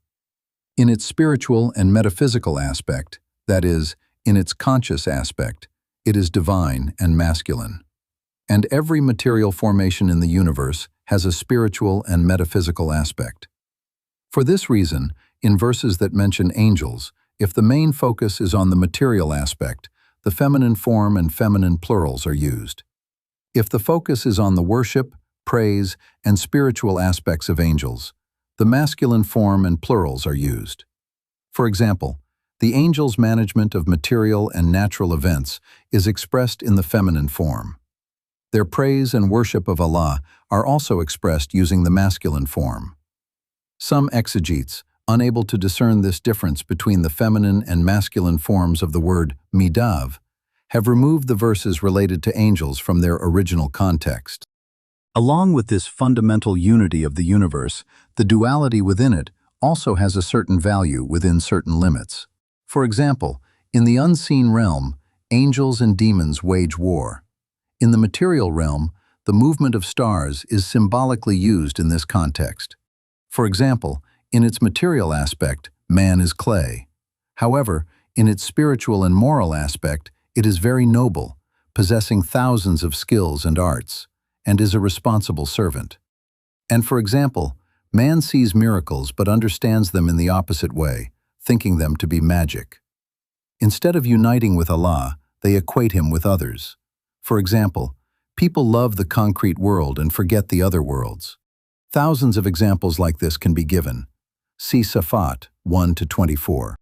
Thus, there is no distinction or difference between men and women in worship, law, personality, and spiritual values.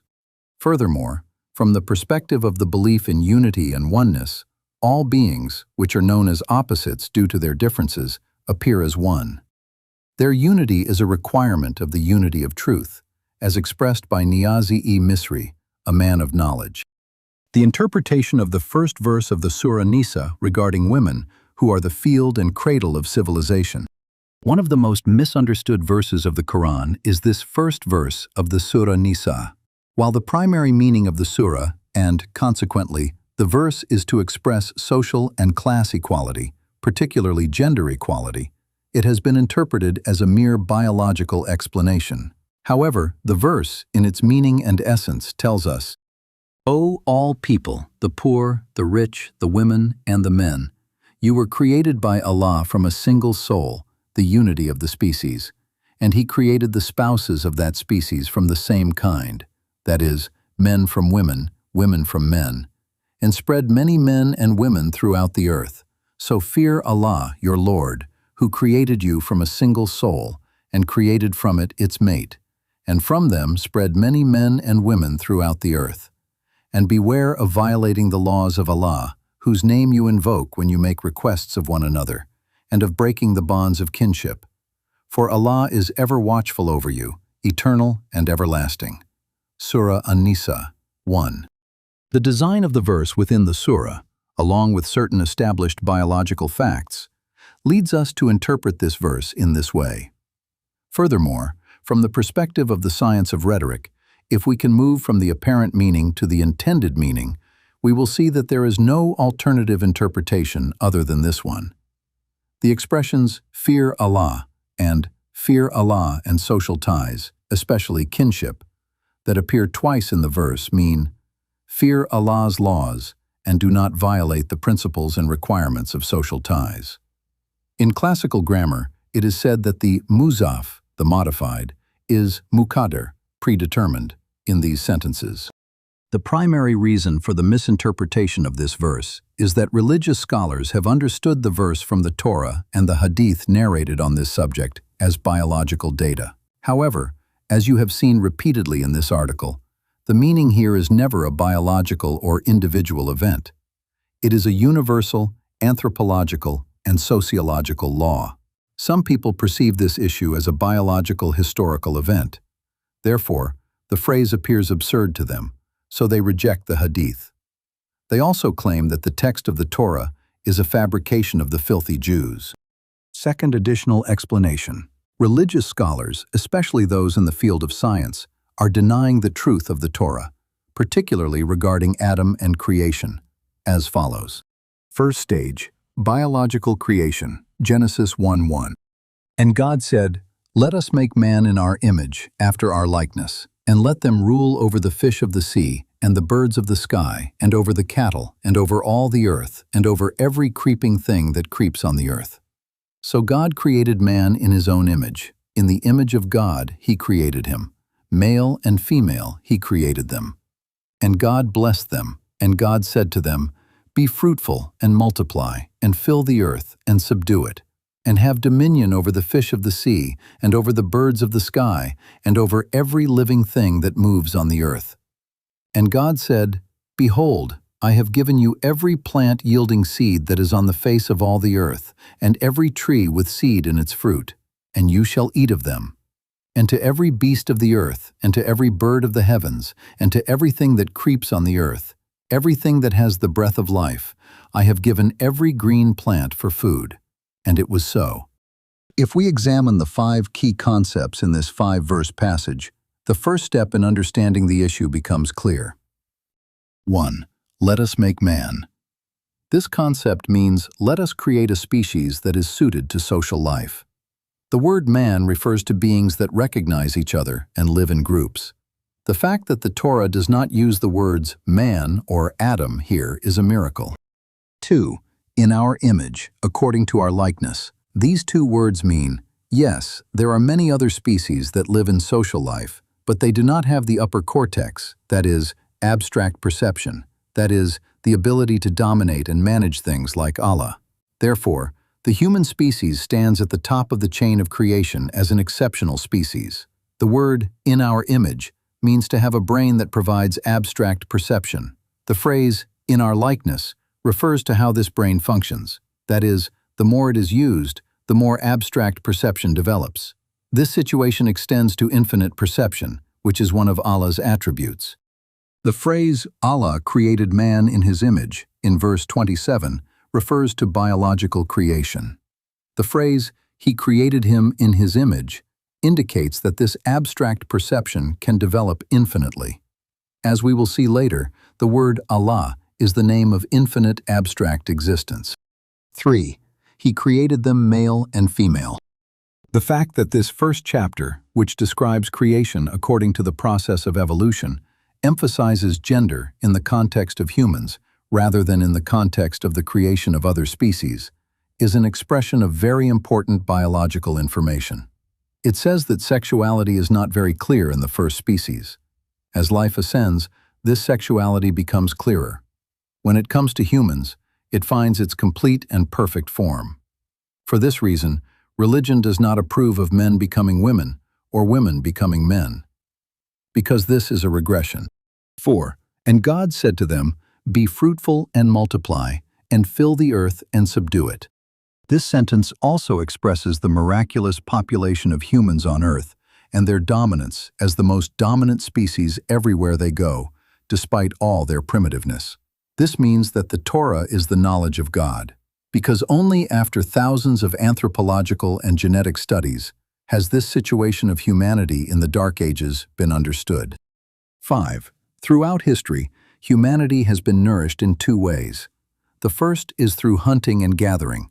The second is through regular agriculture and animal husbandry. Verses 26 and 28 describe the first period, while verses 29 and 30 describe the second period. Those who are unaware of such subtleties may think that the Torah repeats itself constantly just to boast about the Jews. However, once the truth is understood, it becomes clear that every sentence and every word has a separate miraculous meaning. The second stage of humanity, the first sprouts of civilization, the second baptism. And there was no plant on the earth, and there was no plant of the field, for the Lord God had not caused it to rain upon the earth, and there was no man to work the ground. And a mist went up from the earth and watered the whole face of the ground. And the Lord God formed man from the dust of the ground and breathed into his nostrils the breath of life, and man became a living being. And the Lord God planted a garden eastward in Eden, and there he placed the man whom he had formed. The first chapter describes the biological and sociological creation of man, while the second chapter describes his psychological structure. Let us remember that these periods are not chronological and sequential. Although they are stages, they are intertwined. If we explain some of the concepts of this second stage a little, the issue will hopefully become clearer. There was no plant on the earth, and there was no plant that grew from the earth. For the Lord God had not caused it to rain on the earth, and there was no one to work the ground. Here the phrase, there was no plant on the earth, means that humanity, Homo sapiens, had been created, but there was no psychological development or perception of abstract values in it yet. As a result of the emergence of such feelings, the human species would later develop the ability to use its mind and cultivate the earth. During this period, there is no flood of knowledge and religion. However, as a result of the mist of needs, the earth is becoming wet and is being saved from spiritual drought. Thanks to these needs, humans are no longer animals, but become human beings. Human beings are now beings who know abstract meanings, albeit to a small extent. The statements from verse 7 to verse 25 of this chapter explain the following 7 characteristics of man. 1. Being made from the earth's soil, living connected to the earth. 2. Having life breathed into his nostrils, possessing the ability to acquire knowledge from the outside. 3. Adam became a living being. He gained a social collective life. Verse 7. 4. He settled in the Garden of Eden. He lived a childlike life where there was no sorrow and good and evil were unknown. However, when he reached adolescence and learned about good and evil, the childhood life, which was a kind of paradise, died. Verse 8. 5. Man is so childlike that he does not yet know the concepts of good and evil. However, he is not an ordinary animal. He is now a man, physically an adult human being. Verse 17. 6. Both Adam and his wife, both the male and female of humanity, were naked. They felt no shame. Just as they did not know the difference between good and evil, they did not know what nakedness meant, and therefore they had no sense of shame. Verse 25. 7. Adam named every creature and living thing. Thus, man now knew every concept, including nakedness and evil. Therefore, his name is no longer Adam, but Adam, meaning a human being who knows abstract values. Verse 20. This verse expresses that humanity was in its early childhood when it was just beginning to learn languages.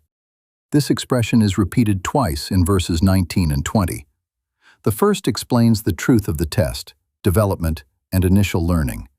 The second explains the final form of languages. This order indicates that languages, which are the first foundation and miracle of civilization and humanity, were formed first. However, there was no infrastructure, hava, for the realization of that civilization and humanity. Once this was established, humanity would progress toward humanity, a civilization based on abstract knowledge. In summary, Chapter 2 explains that humanity separated from animals, but had not yet reached the level of being able to cultivate the earth, meaning it had not yet emerged from the Garden of Eden, the childhood period. And it is described so miraculously that anthropology pales in comparison. Allah expelled Adam from the Garden of Eden, the childhood stage and natural environment which was like paradise, so that he could cultivate the earth from which he was created. 2:23. The word Eden means a place very suitable for settling and living. Just as there are no proper names in such contexts, this word is not a proper name either. Moreover, the fact that this natural life region is irrigated by the 4 earthly rivers in the text is the clearest evidence that this paradise is not the heavenly paradise. Yes, the word mineral comes from this root. It means a place where minerals settle comfortably. An important reminder: in religion, law, and literature, the concept of man refers not only to males, but also to children, females, and even the fetus in the womb. To restrict this concept to males and replace it with the word human is a cultural degeneration. It is childish and shows a lack of understanding of the basics of religion and culture. The extremely misunderstood explanation of the creation of woman from man's rib, described in verses 18 to 22 of this chapter, can be read in the article, The Concepts of Adam and Eve, immediately following this article. The summary is as follows. Adam refers to the psychological and sociological structure of humanity. However, there was no material infrastructure yet for the development of this abstract and spiritual structure. The name of that infrastructure is Eve. Additionally, there is a broader explanation of this issue in terms of spirit and meaning, Adam, and body and matter, Eve. 3. The stage of Adam, third baptism. And the Lord God made garments of skin for Adam and his wife, and clothed them. And the Lord God said, Behold, the man has become like one of us, knowing good and evil. Now, lest he reach out his hand and take also of the tree of life and eat, and live forever. Therefore the Lord God sent him forth from the Garden of Eden to work the ground from which he was taken. And he drove out the man, and to keep the way of the tree of life, he placed cherubim and a flaming sword that turned every way to guard the way to the tree of life. As we saw in the first chapter, there were two fundamental characteristics and stages of general humanity. And as we saw in the second chapter, there were 6 fundamental qualities of the period of becoming a man. The period of becoming Adam, described in this third chapter, has the following 5 fundamental characteristics. 1. They learned to make clothing and robes, valuable garments, from Allah through abstract perception. This art of clothing is so miraculous that it is as if Allah Himself had clothed them. Verse 21. 2. Humanity had reached the age of responsibility, capable of distinguishing between good and evil. Verse 5. 3. The stress brought by the burden of livelihood, childbirth, and countless other responsibilities makes one deserve individual death, and one learns the concept of death. Verse 17 to 19. 4. Now, the ordinary human being has been expelled from the Garden of Eden, a place where there was no suffering. 5. So that he may cultivate the earth's surface. Verse 23. For a biological, sociological, and ontological explanation of these concepts, I must refer you once again to the article titled, The Concept of Adam and Eve. Even if a human being is Adam, that is, even if he has reached the level of knowing languages, wearing clothes, and receiving knowledge from Allah, if he has not yet cultivated the earth and endured the countless hardships of cultivating it, he cannot be considered a fully realized Adam. He is still a child, that is, a man. Here, in the third chapter of the Torah, while describing the creation of Adam, Allah suddenly states in the last verse that He expelled Adam from the Garden of Eden so that he might work the soil from which he was created. Verse 23. This is to emphasize an important difference, and it is a miracle for that day. After verse 24 describes the hardships humanity endures. Though these hardships make him a mortal being, they are indispensable for him to be Adam. Otherwise, he would remain a child forever. The fourth stage of humanity, Chapter 4. Adam, all these abstract structures, knew, used, his wife, his helper, Eve, all material possibilities, and a civilization containing a dialectical process was born, Abel and Cain and their descendants. For an explanation of this stage, I am including here a short article I wrote earlier. The formation and breakdown of tradition. Existence struggled and shook itself for several billion years to become concrete and produce abstract meanings, finally giving birth to biological life in order to produce vitality and abstract emotions. Even this biological life process took several 100 million years of ups and downs to produce humankind. In the last 100,000 years, humanity has not changed much physiologically. However, for the past 15 to 30,000 years, humanity has entered the Adamic process, especially after the last ice age, that is, in the last 10,000 years. As mentioned in the Hadith, Adam descended from the ice mountain, Tabari history. This 10,000-year Adamite period had 4 great sons before the advent of the great heavenly religions. Habil, rural nomadic generations. Cain, urban settled generations. Seth, the spiritual and guardian generations. Seth etymologically means the generation that displays extraordinary qualities. Idris, the generation of science and technology. Idris means a wise man who teaches much. In Western languages, this is called Hermes. The name of this truth, that is, the truth of Idris, in the Holy Book is Enu, Enoch, that is, Noah's brother. Yes, science is the brother of prophethood. The Holy Book, Genesis, at the beginning of chapter 5, summarizes the 4th chapter, which explains these 4 truths, and says, "This is the book of Adam's descendants," thus revealing a universal miracle. The name Hanuk refers to urban life, Tubal-Cain to the Bronze and Iron Ages, Yabal to nomadic life, Seth to faith and spirituality, and Enu to the age of science. If you read carefully, you will see these things. Yes, these 4 brotherly concepts of humanity have come down to us today in different names, different idols, and different figures. It is very interesting that Idris, Enu, the son of Shit, and thus the grandson of Adam, shows us that science is a truth that developed after humanity, and abstract faith in the abstract concept of. After these, heavenly religions came in a period when humanity could understand its infinity and abstract values. Humanity became fully Adam. However, these four characters continue to dominate the world. For example, Judaism is more characterized by Idris and Cain. For this reason, Surah Maid, verses 31 to 32, narrates the story of Cain and the punishment of the Israelites for murder, one after another. Yes, the Holy Book mentions Adam 5 times, Cain 3 times, nomadism twice, Seth and Enoch, translated as Enoch, twice, Hanuk, Yarad, and Lamech, and then traces the lineage of the children of Israel back to the prophet Seth, indicating that these are archetypal concepts. Yes, the children of Israel, a religious, civilized nation, can only be the children of Israel through Sheth, spirituality. However, their characters are Idris and Cain. This law was also manifested in the Ottomans and Abbasids. Christianity, on the other hand, completely symbolizes Sheth, spirituality, and Abel's character. They are represented by lambs.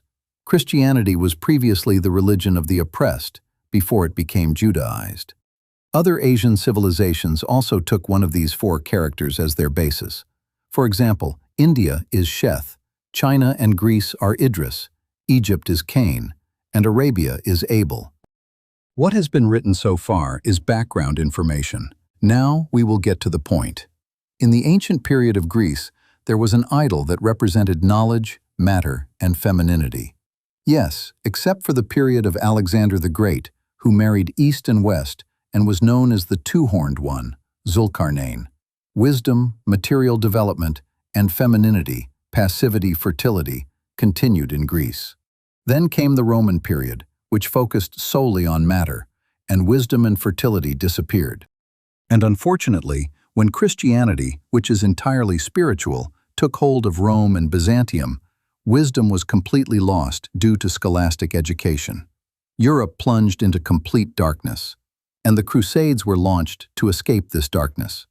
It is an interesting manifestation of fate that, during the final period of these Crusades, a wise and powerful group, the Knights Templar, arrived and settled in Jerusalem. They learned from the Jewish heritage that had existed in Palestine and the religious and material rise of the Muslims. Despite being Christians, they did the exact opposite of what the Church had done. The Church rejected science, condemned sexuality, and disapproved of wealth. It emphasized suffering. They, however, did the opposite and went to extremes, even to the point of perversion. They broke away from the culture of their time in pursuit of pleasure and wealth. Their code was Baphomet. This is equivalent to Sophia, science, in the Jewish alphabet. Unlike the Church, they worshipped Mary instead of Jesus, sometimes even the devil. After obtaining this information, I understood Carl Jung's statement that Christianity is missing a leg. Instead of the Trinity of Allah, perfect good, Jesus, religion, and the Holy Spirit, spirituality, there should be a quadrinity, with Mary, humanity, representing matter, femininity, or in other words, evil and Satan. I understood the universal connection between Jesus and material Europe, as indicated in the 16th chapter of the Gospel of Matthew. In other words, his connection with Mary Magdalene. You can refer to Jung's works on the psychology of religion and the archetype of the devil. Yes, but with this universal explanation, the meaning of the apocryphal Gospels account that Jesus married Mary Magdalene can be understood. It expresses a scientific reality. Yes, Europe is Mary. It is material. It is the devil. And it is Magdala. It is the free market and the arena of competition. Magdala means the arena of struggle and competition. Indeed, Jesus has been married to Europe for 2,000 years. He is trying to expel the devil of materialism from it. Again, thanks to these universal divine laws, the universality of the verse in Surah Maid, some people take Jesus, the form of religion, as an idol, and some take Mary, matter, science, and the concept of evil, as an idol, emerges as a miracle transcending the ages. Maid 116, 120. Otherwise, there would be a clear contradiction, because Christians have never worshipped Mary in history. Look, we have come to the 20th century. The Church and Asian religious people worship the form of religion. In contrast, the secular world, led by Freemasonry, worships matter and science. And humanity is experiencing a crisis unseen in any century. The family is falling into anarchy. Life and the environment are being destroyed. This means that the way out is once again to return to ancient concepts. That is, Adam, humanity, and Seth, religion, faith, and all the values of revelation must be revived. Adam was 130 years old when he gave birth to Seth. Yes, the numerical value of the word kul, which represents revelation, is 130. This means that humanity can only become perfect Adam through revelation. However, in order for this revelation not to be corrupted, science, represented by Idris, must not separate its lenses from humanity. And for these two fundamental values to be properly lived, there must also be rural and urban economies, and competition and progress must be encouraged. Unfortunately, the Church has become more Pharisaic than the Pharisees, whom the Bible condemns most. And materialism, which has nothing to do with prophethood or abstract values, has taken the place of Jesus. This is the greatest rupture in human history, the angel becoming the devil, darkness being called light. Based on the Masonic symbols in St. Edmund's Church in England, we can say that the Masons are the knights of the modern temple. They, and secular but religiously respectful circles, believed that they could fix this by establishing the United States and the technological state. They claimed to be following the path of Solomon. However, the remedy did not go beyond a band-aid solution. The spirituality of Jesus and the science of Idris could not be brought together. The angelic realm, eternity, immortality, and the afterlife could not be attained. Even the traditionalists of the 20th century, led by Sayyid Hussein Nasr, have sunk into the scholastic philosophy of the Middle Ages because they fled from science. If they had been true traditionalists, humanity would not have suffered so much from materialism. Unfortunately, with this madness of materialism, the European Cain rose up and killed the Asian Abel. Just as the family and spirituality were destroyed by the absence of spirituality, the vitality of the environment was destroyed by the separation of science from spirituality. According to the Holy Book, it was this second Cain who made bronze, iron, and all sharp weapons. While the first Cain took revenge sevenfold, this subsequent Cain takes revenge 77-fold. Genesis 3. The Lord said to Cain, "Where is your brother Abel?" He replied, "I do not know. Am I my brother's keeper?" The Lord said, "What have you done? Your brother's blood cries out to me from the ground. You are now under the ground, and the ground will no longer give you its strength." See Genesis 4, 3-12. They followed a power that the devils tried to liken to Solomon's power. Solomon did not become an unbeliever because of this power, but these devils became unbelievers. Harut, the black cat, uses magic to destroy families, and Marut, the black snake, uses magic to destroy the environment. They harm people. But they can only harm if Allah, the infinite system, permits it. How evil is this magical kingdom, civilization, they have purchased? If they were people of knowledge, they would have known this. Al-Baqarah 102. So we need a 5-part system. These 5 parts should not be separated from each other, just like the 5 fingers of the hand. Here they are. Jesus plus his 4 brothers. Matthew chapter 12. According to church tradition, Jesus had no brothers. So, when the gospel mentions these names as Jesus's brothers, it is in a universal sense. The gospel as a whole also speaks of the universal Jesus, and with the loss of this meaning, tradition has suffered a severe blow. Yes, Jesus, revelation, word, religion, kingdom; Peter, European civilization; Judas, Jewish civilization; Joseph, Islamic civilization; Jacob, the suffering universal civilization. The 5th stage of humanity is the period of spiritual and mystical life. We can observe this spiritual period in the commentary on the following 8 verses of the 5th chapter. This is the book of the descendants of Adam, categorical narration. This is the explanation given in the 4th chapter. That is, humanity learned abstract values. It was divided into two classes, urban and rural. When the urban class, Cain, eliminated the rural class, Habil, Allah gave Adam, humanity, Sheth, a generation with spirituality and mysticism. From him came Enoch, Idris, a generation of scientists. When humanity attained spirituality and science, belief in God began. The Torah expresses these three stages using the words Adam, humanity, Seth, spirituality, and Enoch, Idris. Allah gave Adam a new son. He named him Seth. He also had a son whom he named Enosh. At that time, people began to call upon the name of the Lord, 4:25-26. Thus, after the abstract and spiritual values, Sithlic, and sciences, Idrislic, are understood, only then can Allah and His work of creation, which He did to nurture and develop, be comprehended. And only then does a healthy faith emerge. 4. The categorical generation described in Genesis was not yet fully religious and civilized, Adam, and was still in a primitive, childlike stage. Therefore, the Torah explains the concept of man again within the context of the Adam narrative. This change means that, although this period was psychologically and socially childlike, the human species was biologically and intellectually capable of learning abstract values and continuing its lineage. The phrase, "He created them male and female," in the plural form, tells us that the first humans were a herd, not just a man and a woman.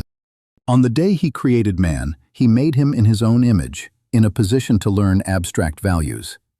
He created them male and female. He created them in a way that would enable them to continue their lineage. And He blessed them, made them capable of socializing. And on the day He created them, He named them Adam, the human species, with their names, male, female, and child. And Adam, the human being who learned abstract values, became the father of a son in his own image, who also knew abstract values, at the age of 130, when he learned languages. He named him Seth, a person of extraordinary spirituality. After Seth was born, Adam's days were 800 years. For a detailed explanation, refer to our article titled, "What Happened to Religious Knowledge?" published in our books and online. From the explanations given so far in this article, it is clear that scholars of the East, scientists, and political Islamists who do not appreciate abstract spiritual values, when looking at the Torah, the Gospel, and the Quran, are looking at them in a state of intoxication and sleep. Yes, despite all scientific and technical advancements, if today's human beings cannot see the truth and beauty in existence and life, it is due to a profound intoxication. Otherwise, everything and every subject is very clear and transparent.